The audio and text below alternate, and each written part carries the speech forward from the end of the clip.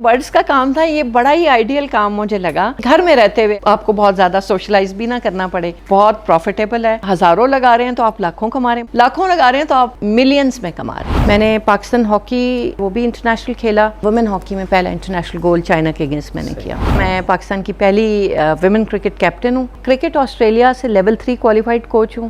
میں qualified umpire as well. میرے parents کا بہت زیادہ میرے اوپر کانفیڈنس تھا اور ان کی سپورٹ تھی، جس کی وجہ سے میں دونوں سپورٹس کو انٹرنیشنل لیول تک کھیل پائی. بسم اللہ الرحمن الرحیم. السلام علیکم. میں ہوں عمر چیمہ اور آپ دیکھ رہے ہیں دستک ٹی وی. عین ممکن ہے کہ یہ ویڈیو آپ کے لیے نہ ہو اگر آپ پیسے کمانے کی خواہش نہیں رکھتے، یا اگر آپ کسی ایسی شخصیت سے ملاقات کرنے کی خواہش نہیں رکھتے جنہوں نے اپنی زندگی میں ایک عروج دیکھا اور پھر اس عروج کو انہوں نے ویری اسمارٹلی سوئچ کیا اپ ٹو این ادر عروج. ڈاکٹر شمسہ ہاشمی صاحبہ سے جانتے ہیں. یہ فارمر انٹرنیشنل ہاکی پلیئر بھی رہی ہیں. پھر اسی طرح سے جو ویمن کی کرکٹ کی ہوتی ہے، لیگ ہوتی ہے یا اس کی ٹیم ہوتی ہے، اس کو بھی انہوں نے بطور ہیڈ اس کو بھی کیپٹن کے طور پر سر انجام دی ہیں اپنی خدمات.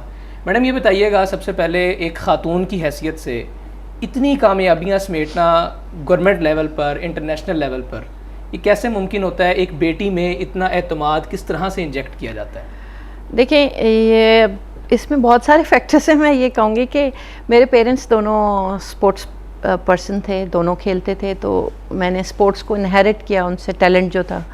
اور میرے پیرنٹس کا بہت زیادہ انکریجمنٹ تھی، ان کا میرے اوپر کانفیڈنس تھا اور ان کی سپورٹ تھی، جس کی وجہ سے میں دونوں سپورٹس کو انٹرنیشنل لیول تک کھیل پائی. میں نے پاکستان ہاکی جو ہے وہ بھی انٹرنیشنل کھیلا، اور جیسے خان محمد نے پہلی ٹیسٹ وکٹ لی ہے، اسی طرح ویمن ہاکی میں پہلا انٹرنیشنل گول چائنا کے اگینسٹ میں نے کیا. اور 2010 کا گورنمنٹ آف پنجاب کی طرف سے مجھے نامینیٹ کیا گیا تھا فار تمغہ امتیاز. اسی طرح مجھے Fatima Jinnah award for my services in sports دیا گیا. جہاں تک کرکٹ کی بات ہے، میں پاکستان کی پہلی ویمن کرکٹ کیپٹن ہوں اور میں نے پاکستان کو ریپرزینٹ کیا ہے کرکٹ میں بھی. اس کے علاوہ میں ناٹ اونلی صرف ایز اے پلیئر کام کیا، میں نے ایز اے پروفیشنل بھی اپنی سروسز دیں. اور میں کرکٹ آسٹریلیا سے لیول 3 کوالیفائڈ کوچ ہوں.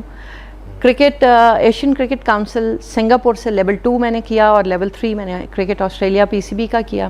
اور اس کے بعد میں نے UAE، ایران اور ملیشیا کی نیشنل ٹیموں کی میں نے جو ہے وہ کوچنگ کی ہے. تو میں یہ سمجھتی ہوں کہ میں اس وقت جب میں نے سٹارٹ کیا تھا تو I was the first Asian جو UAE اور ایران کی کوچنگ کر رہی تھی ایز فیمیل کوچ.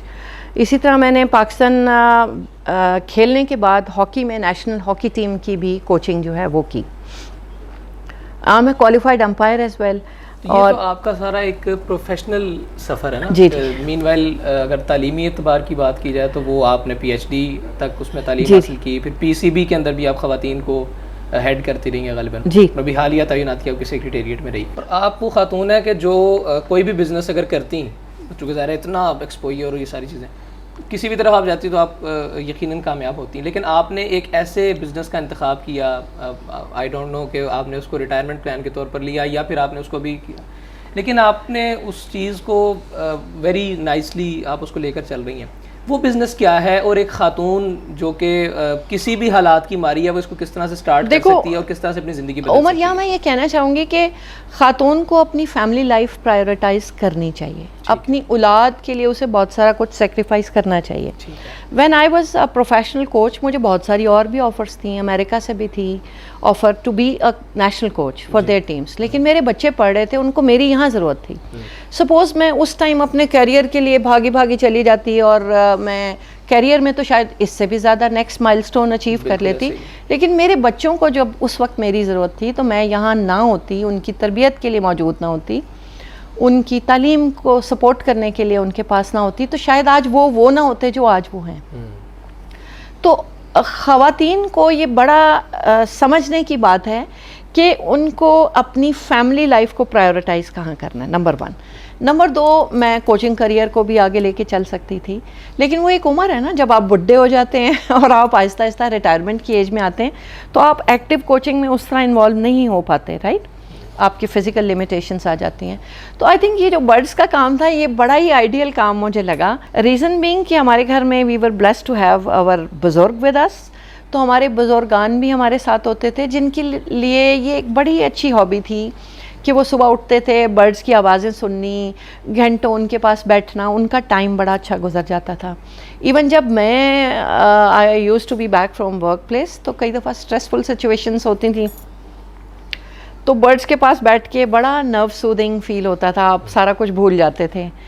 تو اب بھی یہ ہے کہ مجھے ہمیشہ اتنا زیادہ میرا as a player, as a sports professional exposure باہر کا رہا کہ مجھے ہمیشہ گھر میں رہنا اچھا لگتا ہے. بالکل، یعنی یہ تو آپ کو ریلیکس تو کرتی ہیں چڑیوں کے چہچہانے کی آوازیں، تو گھر میں رہنا اس سے اچھا بزنس نہیں ہے کہ گھر میں رہتے ہوئے آپ کو بہت زیادہ سوشلائز بھی نہ کرنا پڑے اور گھر میں رہتے. کیسا کاروبار ہے یہ، اس کو آپ کیسے دیکھ رہے ہیں؟ دیکھو مجھے تو یہ بہت اچھا لگا، بڑا وائبل ہے اور بہت پروفیٹیبل ہے کہ اگر آپ اس پہ ہزاروں لگا رہے ہیں تو آپ لاکھوں کما رہے ہیں. موٹا موٹا گر کی بات ہے، لاکھوں لگا رہے ہیں تو آپ ملینز میں کما رہے ہیں، رائٹ.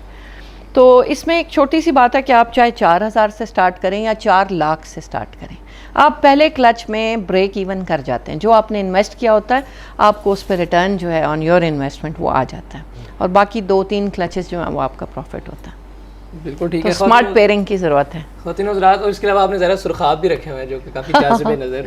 ہاں بالکل. خواتین حضرات، یہ تمام تر چیزیں جو اس وقت ان کے بزنس کے حوالے سے آپ دیکھ رہے تھے. آج کے اس پروگرام سے مجھے اجازت دیجیے گا.